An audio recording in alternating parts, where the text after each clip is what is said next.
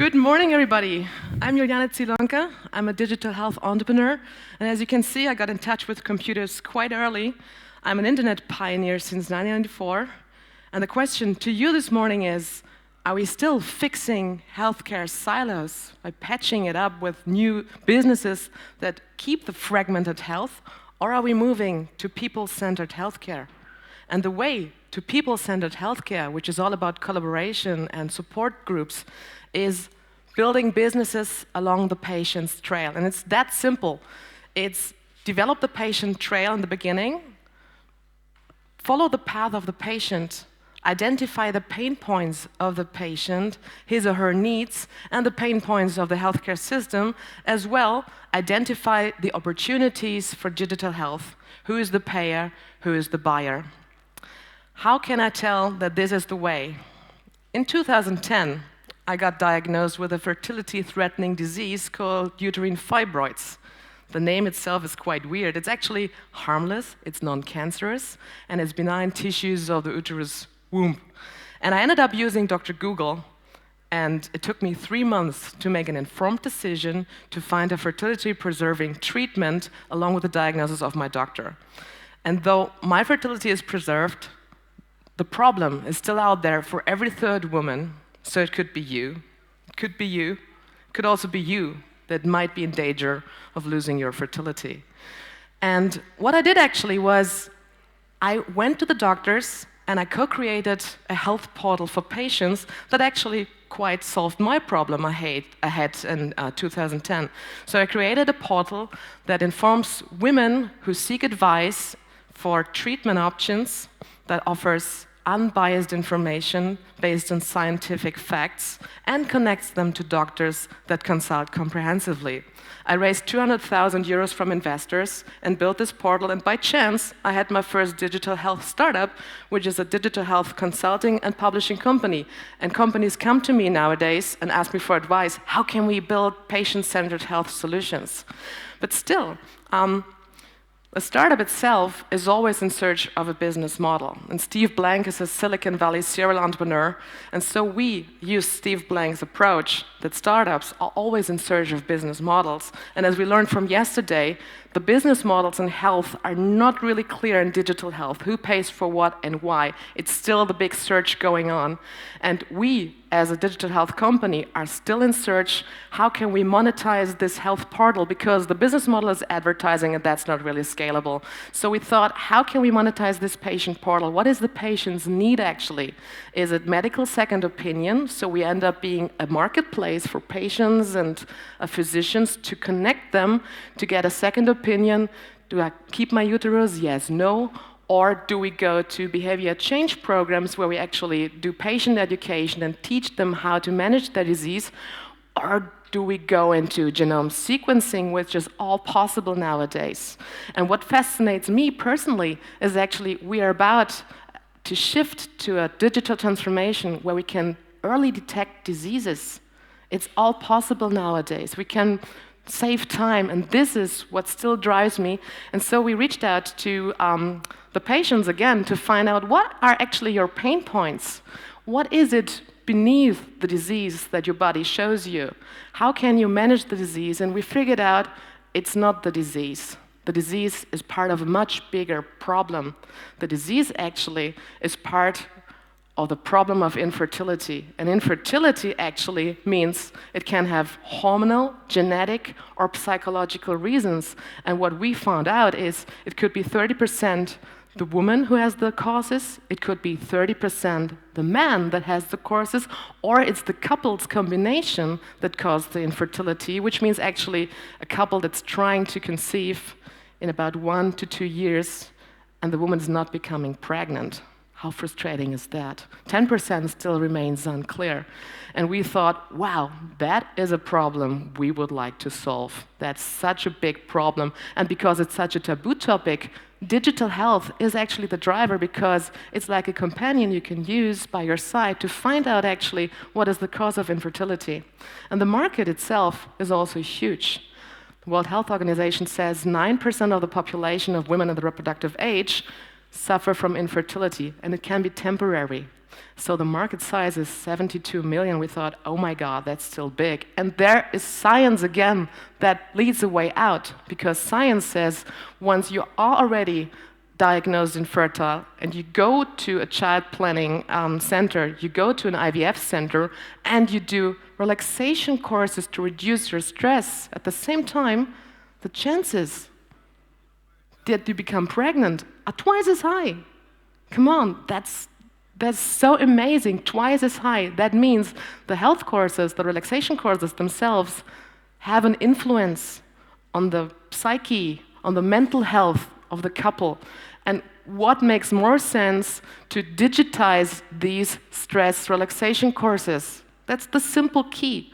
And LARAcompanion is nothing more than transform offline health courses for relaxation into the digital age, whereas you can use an application to track your progress and see if the stress relaxing tools really help you. And later on, there will be a biosensor that monitors your stress and body vitals. But that's the future. We start with a digitization of relaxation courses first to help these women and couples trying to conceive to become pregnant faster.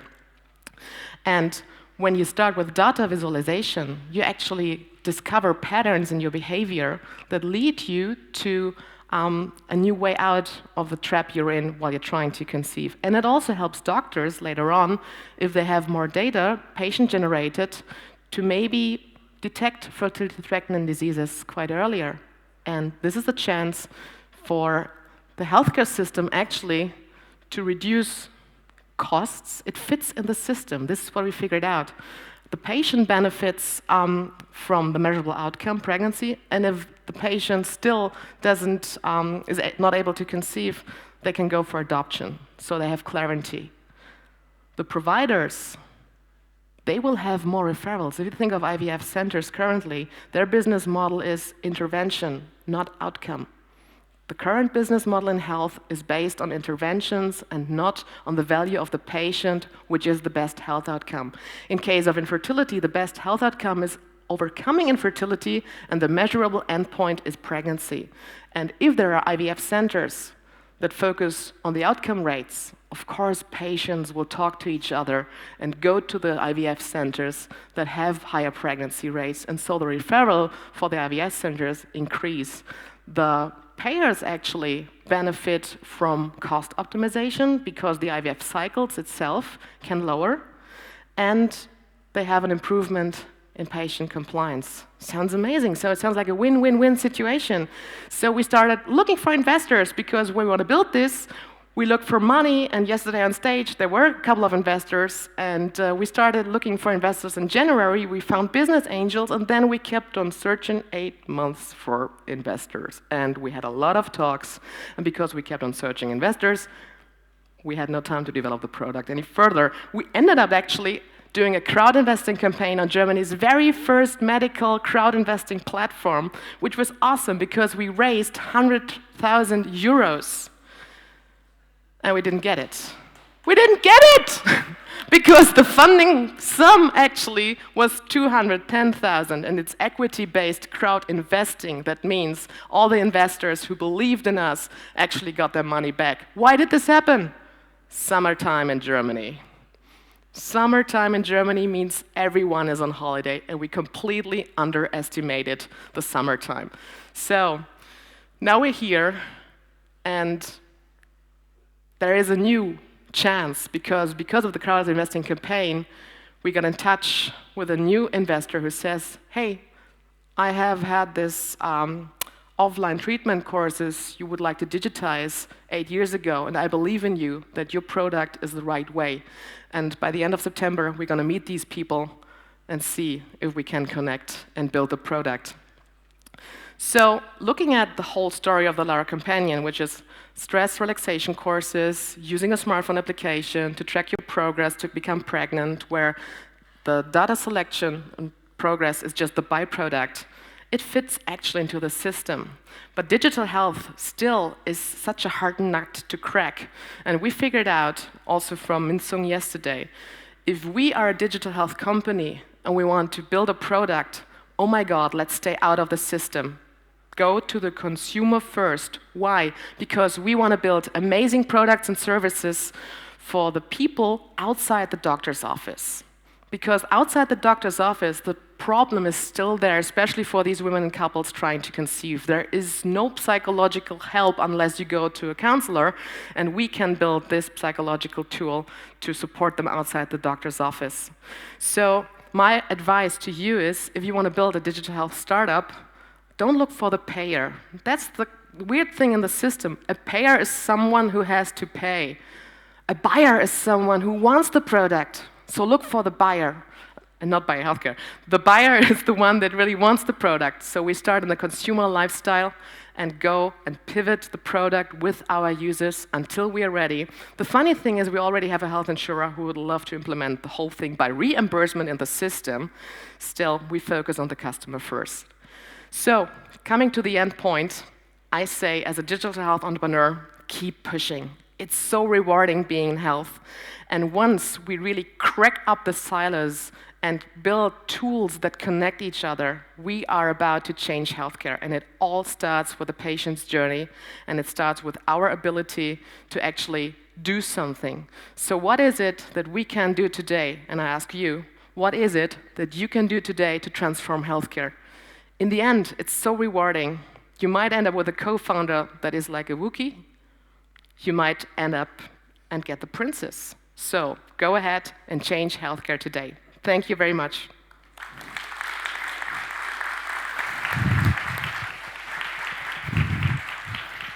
Thank you, Juliane. Thank you. So let's go to our panel. Any comments or questions? Yeah, absolutely.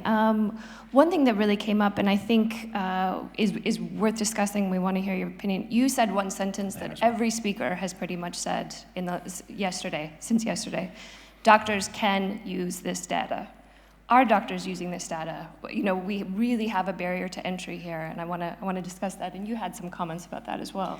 Yeah, I was just wondering how you're going to bring it to market. How are the women going to find this application, and how are you going to make the tie to healthcare feasible? Are the data going to pop up in healthcare systems, or is this just another story that I as a patient have to tell to my physician over and over again? So the market strategy is, of course, using our patient portal, which has 50,000 visits a month to enter the market. We also have 2 IVF centers as partners, and the health insurer as well is a partner that can reimburse the courses. So there are ways to access. The doctors themselves in Germany would work with PDFs in the beginning because we have very, very strong data protection laws. But in the end, maybe Germany is not the market. We know competitors in different countries who come up with dashboards that physicians use to have more IVF cycle data to give a comprehensive diagnosis. I think I want to stress out a little bit on that as well.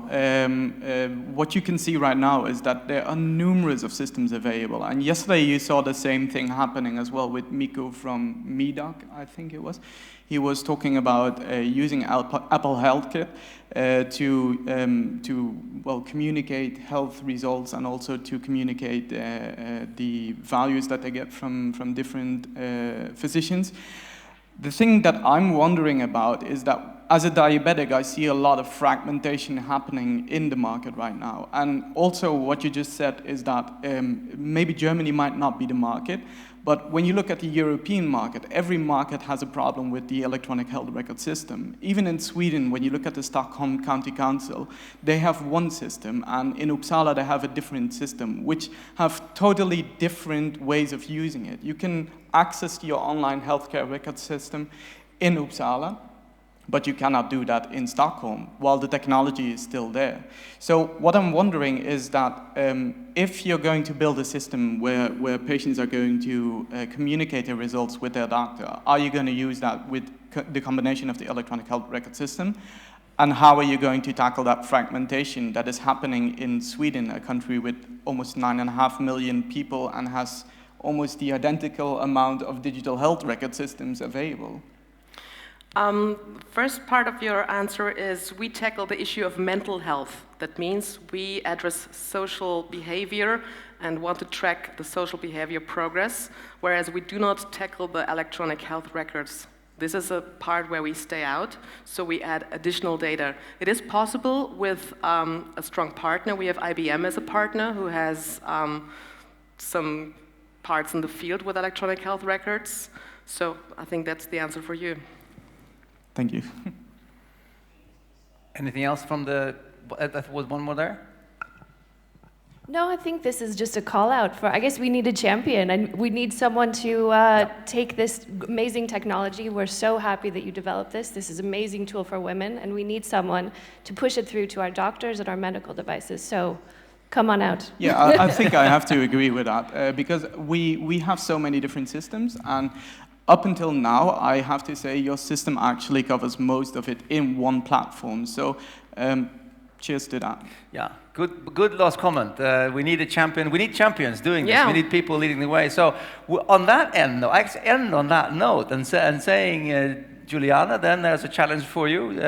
Zielonka, as in tsunami, you know, go Keep on, pushing. go be champion and change the world. Thank you very much. Thank you very much. Thank you. See you.